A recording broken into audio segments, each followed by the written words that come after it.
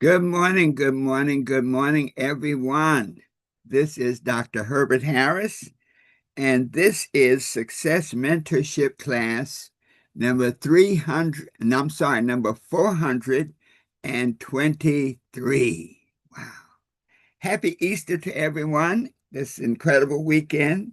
May you have many more incredible Easters, and may you move into the vibration of this season to become the great person that you were designed and created to be. This is Dr. Herbert Harris, author of the 12 Universal Laws of Success with our Success Mentorship Class.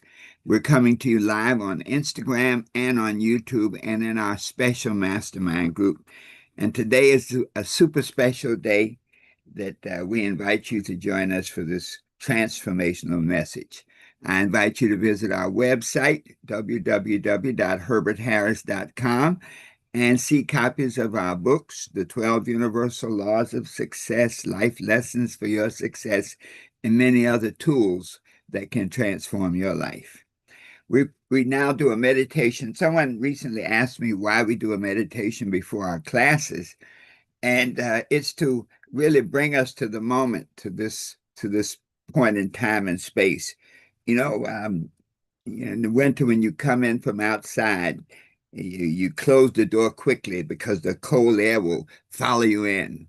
And so when we sit in moments of education and illumination, some of the vibrations that were outside that we brought with us to this moment, we need to wall them in and separate them so that we can be focused on this moment, this vibration, and the unity that is here. So let us sit straight up in our seats. Take a deep breath and hold it.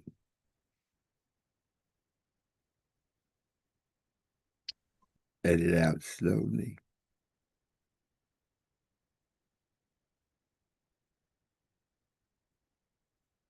Take a deep breath and hold it.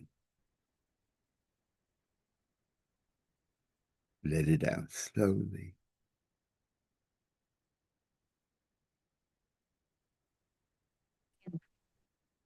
And in this space of peace and relaxation, I am at peace with myself. Let us affirm that. I am at peace with myself. And just let that peace sink in. Take a deep breath. Let it out slowly. And in this moment, in this state of peace and relaxation, my mind is open, receptive, and ready to learn. Let us affirm that together. My mind is open, receptive, and ready to learn. Just let that sink in. Take a deep breath. Let it out slowly. And so it is. This topic, this Success Mentorship Class, number 423, is a powerful topic at this season and has so many implications and applications. I'll be quoting some scripture, but this is not a religious issue. I look at the Bible as a book of scriptural revelation, scriptural truths, scriptural principles. And what we'll find is that you go from the different religions, each one, some of them claiming they're the only one, but as you go from the different religions, there are very common principles. Many of the principles are very much the same and aligned. So I love to open with a quote about this, and I'll call it this resurrection season. This topic, your personal resurrection, a new you, is really putting some of the spiritual interpretation into a very personal paradigm and applying it to yourself to get guidance and to help you negotiate effectively through the life that you're experiencing. Robert Flatt said, "The resurrection gives my life meaning and direction and the opportunity to start over no matter what my circumstances." Let me just recite that again. The resurrection gives my life meaning and direction and the opportunity to start over no matter what my circumstances. And this is very profound because this gives us a very personal relationship with the message. In other words, we notice that we live our lives in different stages. If you can imagine a staircase, and we'll get into Good to see you. Let me mute everyone.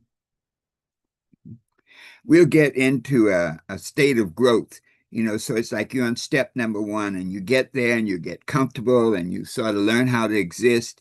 And then something happens. And in that particular stage, you have some disappointments, you have challenges, and all of a sudden you realize that you need to move on. You need to do certain things. You need to make different choices. You need to move up to another step, to the next step. And this process is one of spiritual development, awareness of really personal growth.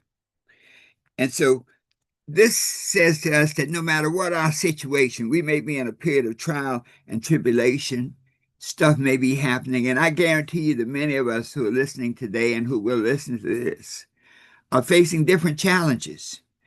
And what this resurrection concept is that no matter what it is, you can grow through it.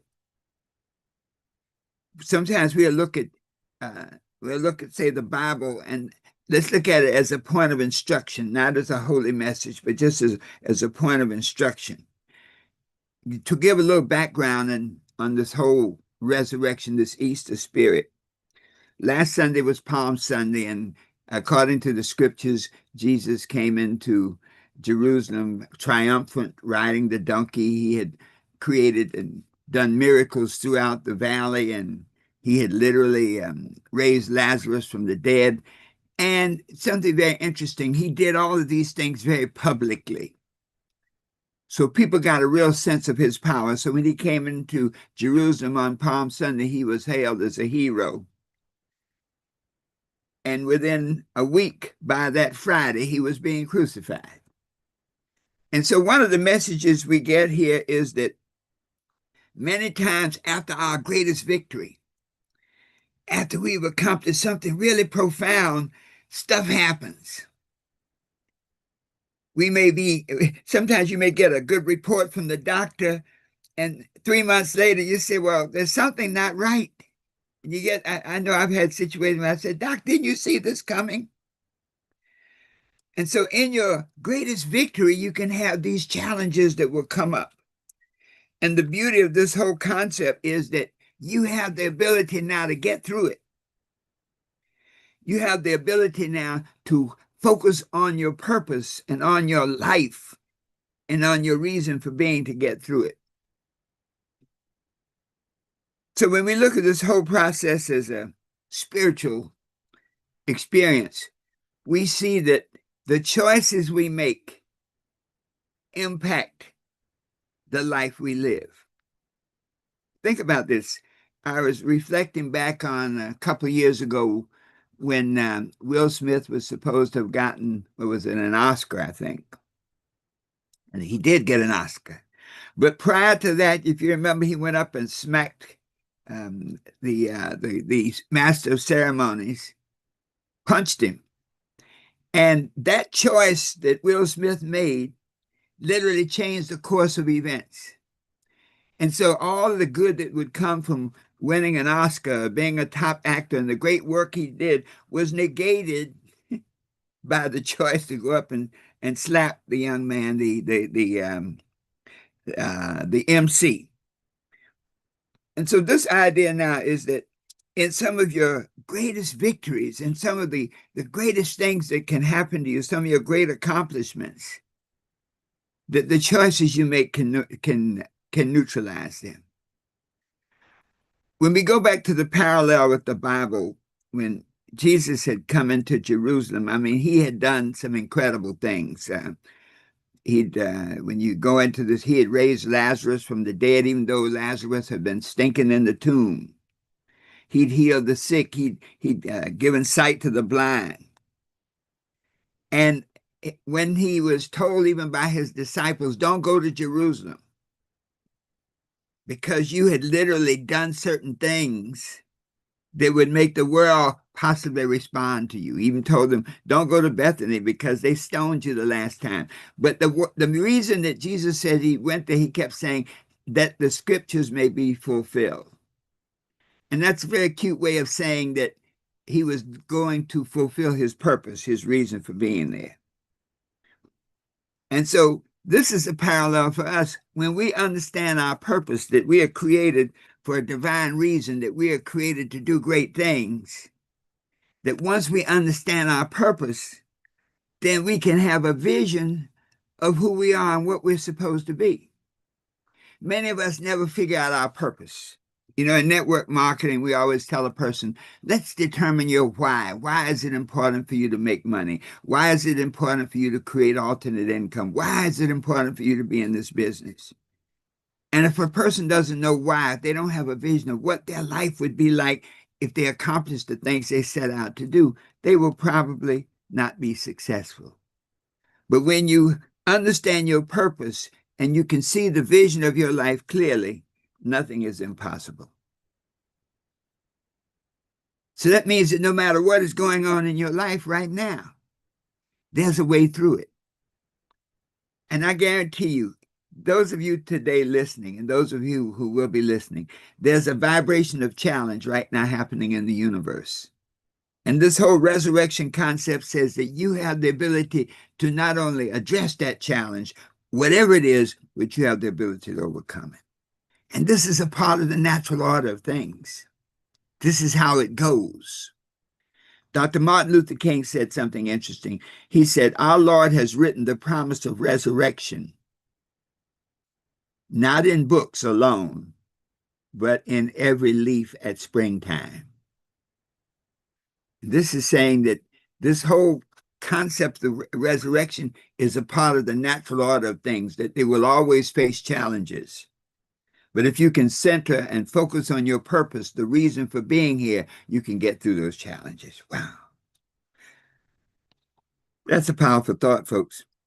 So no matter how cold the winter, no matter how much snow falls, this last winter we've had snow like never before. No matter how much snow falls, no matter how many challenges we have, it doesn't stop anything. The spring is going to come. The summer is going to come. So in our lives, no matter what our present situation, we can grow through it. Whatever challenges we are facing right now in our lives, we can grow through them. As a matter of fact, the challenges arise so that we can experience the purpose through our growth. If the challenge does not arise, many times we will not grow. If there's no challenge, there's a tendency to stay stuck in that sea of mediocrity. And I'll tell you, folks, if you don't grow through it, you won't go to it. Whatever the vision you have of yourself, it's not a straight line. It's not a straight path. It's a winding road designed to help prepare you for the vision, help prepare you for the manifestation. Josh McDowell said something that I think can give us a lot of hope and inspiration. He said, no matter how devastating our struggles, disappointments, and troubles, they are only temporary. Wow. I'm going to read that again. No matter how devastating our struggles, disappointments, and troubles, they are only temporary. So no matter what's going on in your life, no matter how deep the tragedy, no matter how profound the pain, death may be stalking right outside your window. Your loved ones may be going through situations. This resurrection concept says that there's always another side. There's always a light at the end of the tunnel, that no matter how dark it is, the sun will always rise. So this gives us something profound, hope. There's an Arabian proverb, and it says, he who has hope, he who has health has hope. He who has hope has everything. And so this resurrection concept can give us hope now, so that no matter what the challenges we face, we know we're going to be victorious. You see the power of thought when we look at the laws of success, the laws of life. It says, as a man thinketh in his heart, as a man thinks and feels about the thought, so is he. Which says that we literally create our lives and the experience of life by our thinking. And I'll take it another step, by our choices, because we choose how to think. And so whenever we're in a particular situation in our lives, we have a choice of how to think. We have a choice of how to feel. We have a choice of what to do. We have a choice of who to do it with. And so one of the interesting things about this whole growth process is you can't grow unless you confront whatever those obstructions are. Whatever's blocking your path right now, whatever's standing in your way right now, you can't grow through it until you confront it. David could have walked away from Goliath. David could have looked up and said, oh my gosh, this big guy out there, I think he's what, 9 feet tall. There's no way I can kill this man. I am not going. I'm going to sit back and continue being a shepherd boy. If David had walked away from Goliath, we'd have never heard of David. And so this idea is that the confrontations and the challenges that you're experiencing right now are there to help you grow to the next level, are there to help you move to the next step on the stairway to your higher consciousness. This is about your purpose. Think about this. The only reason for your creation is that you have some work to do. The only reason that you're here on this planet, God does not create junk. Everything is created for a purpose. We were in the yard yesterday, and Sandra and I, and looking at the bees. I mean, there were bees everywhere. Well, now, why are there bees? There are bees necessary to move the pollen between the plants, to pollinate the plants. Now, did we create? No. But that is, in other words, the creation process, the God creation process, means that everything has a purpose and has a reason. And so when we have the challenges in our life, it's just to help purify us. You know, we can't have a testimony without a test. In the universe, in the God consciousness, there's no lack and limitation. All of these are thoughts that we create. Our minds are so profound in the choices we make of what we think, what we feel, what we do, who we do it with. Two people can walk into the same party. One person looked at it and they go like, man, what a great party. These are all beautiful people. They're having fun. The music is banging. Wow. Another person looking at the exact same party says, this is a terrible party. I hate the music. The people are all stuck up. So this idea of resurrection says that no matter what is happening in our lives, we have the ability to transform ourselves, to transform our thinking from thoughts of lack and limitation to thoughts of abundance and infinite possibilities, to transform our emotions from negative emotions of fear and resentment and insecurity into emotions of love and faith and confidence and compassion. We have the ability to transform our habits, our actions, from things that undermine our progress, from things that, you know, sometimes I look at some of our young people and I see some of the things that they're doing, and it's just because they may not know, they may not understand the game, as they say, the game of life. But we look at the choices that they're making and like, oh man, these choices are going to hurt them down the road. We have choices about our relationships. We know spiritually when two or more gathered on one accord, there's a certain power, and I am power created. But if it's the wrong two, woo-hoo. And so we are able to create all this out of the choices we make. So now let's look at what's the process. How do we get there? How do we get beyond these limitations of negative thoughts? How do we get beyond these emotions of fear?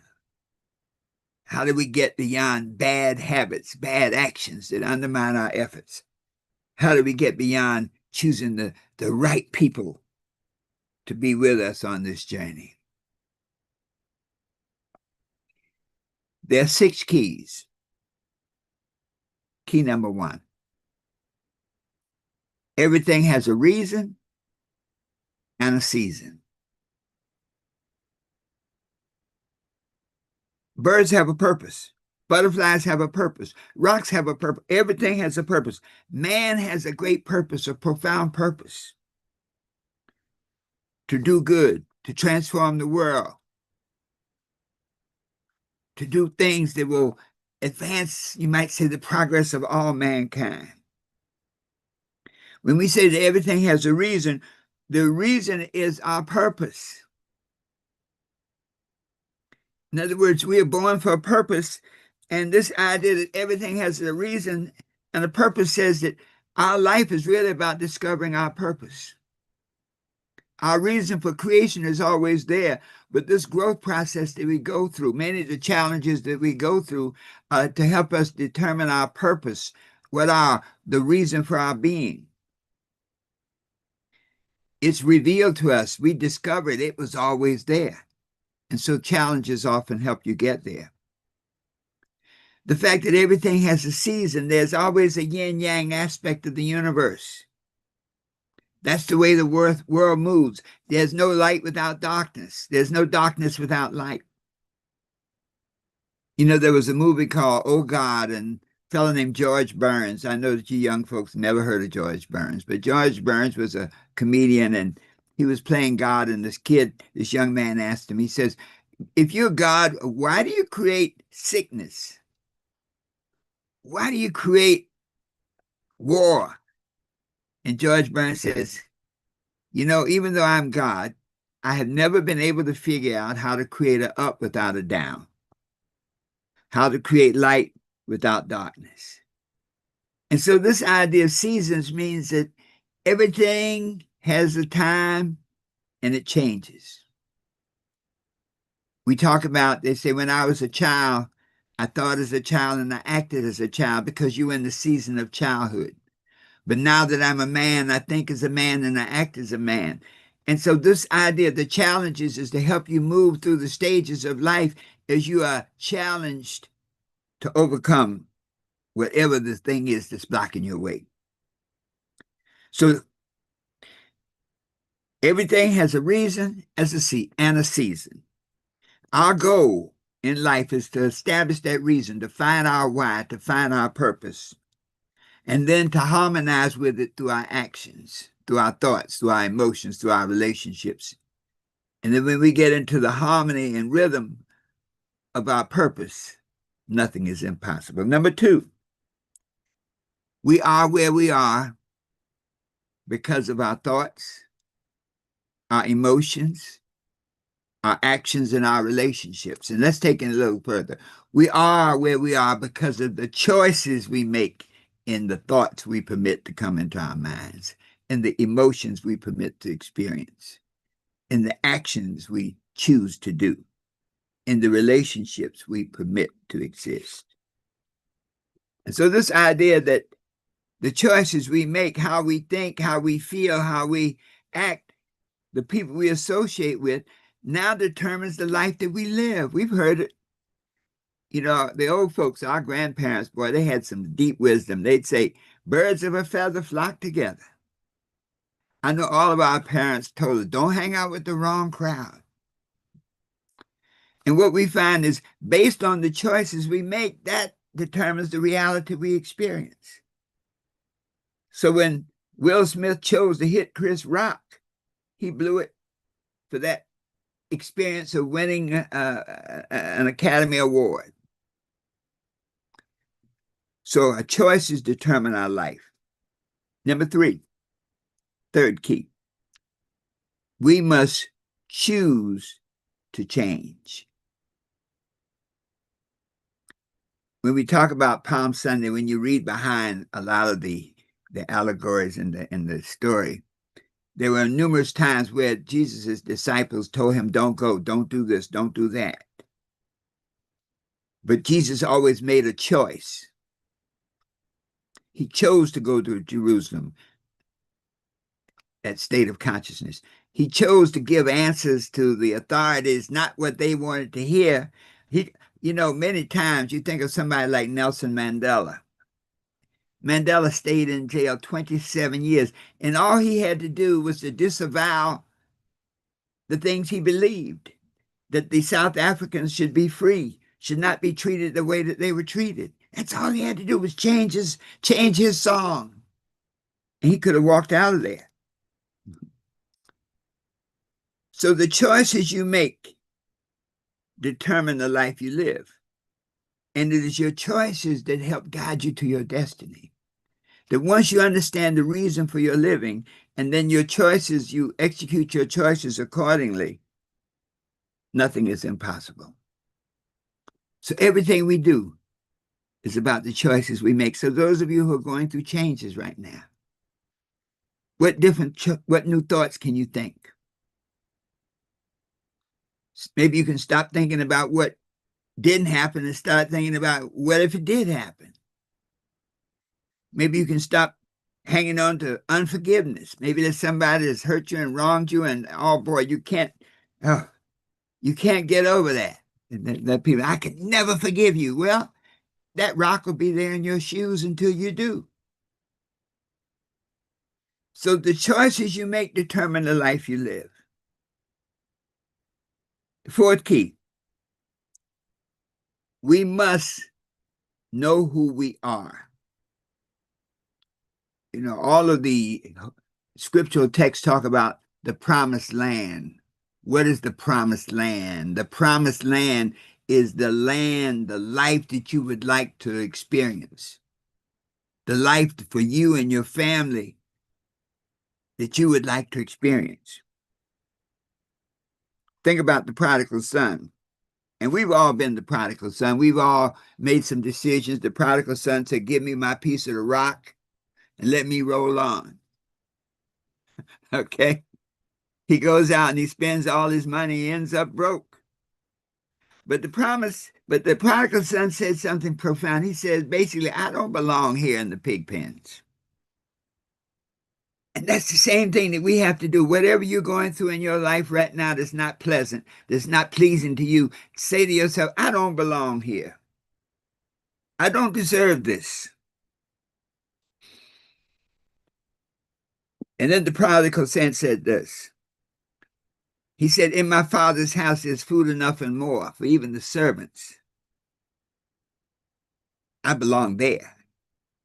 And he said, I will arise. I will do something. So you have to choose to do something to change your condition. If you don't choose to do something, then your condition will not change. So each of us must strive to determine our purpose, to realize it and to reveal it to us, and then to act on it. Wow.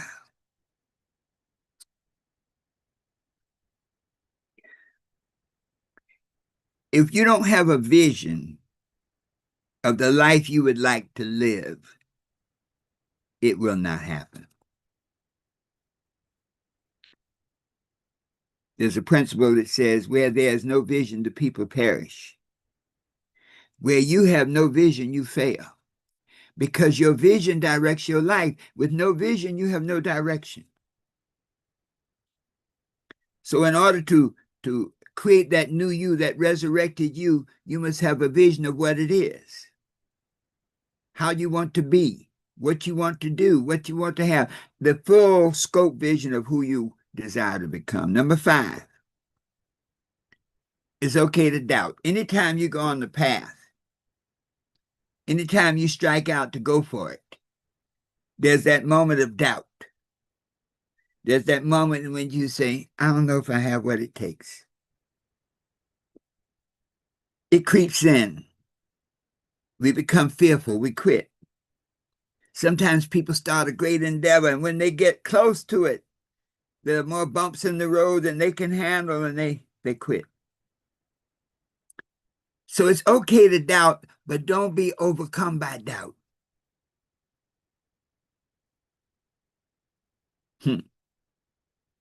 Someone once said, it's a fool who does not doubt, but it's a wise man who's not overcome by doubt. And then finally, the sixth key is to dwell on the newness of you. Dwell on the newness of you. When I teach metaphysical Bible interpretation, there's a time where Moses said to the young men to go to the promised land, walk the width and breadth of it, see the people there, see what's going on. Well, when you can create that vision you want for yourself and dwell in the feeling of that vision. So maybe you want to be a speaker, then dwell in feeling how the exhilaration of being on a stage in front of thousands of people. If you want to be a doctor, then visualize yourself being the great healer and bringing great new advances to medicine. You see, your only limitation is your own imagination, and your imagination is unlimited. If you can see it, you can be it. So in this resurrection moment, in this resurrection process, let us review these 6 steps because they can help you create the new you anytime you need it. 1, everything has a reason, as a season. Seek out the purpose of this challenge and seek out the rhythm that will get you through it. Number 2, we are where we are because of our choices. Our choices and our thoughts, our emotions, our actions, and our relationships. Number 3, we must choose to change to create that new life we desire. Number 4, we must be able to see that new life, that new vision. We must be able to see it with such clarity, such microscopic clarity that we can feel it, we can touch it, we can smell it. Number 5, it's okay to doubt, but don't be overcome by doubt. The negative mind will come up at every time. It will step up, but don't be overcome by it. Only success. And then finally, number 6, dwell in the new you. The more that you can see yourself in the place you want to be, the more that you can feel yourself in the place that you want to be, the more that you can move in the vision of yourself in the place you want to be. You create the energy, the vibration that helps it manifest in your life. And so as we wrap up this Easter season, we have the power through this process to be anything we want to be, to determine our purpose and become one with it, to do anything we want to do, committing ourselves to constructive action, action that moves the needle toward the light. We have the ability to have anything we desire, no matter what it is. The material world serves us. We don't serve it. That when we can do these things, when we can understand that we are always in a resurrection moment of creating a new life for ourselves, nothing is impossible. Truly knowing that the best is yet to come. So it is. Let's take a deep breath for a moment. Let it out slowly.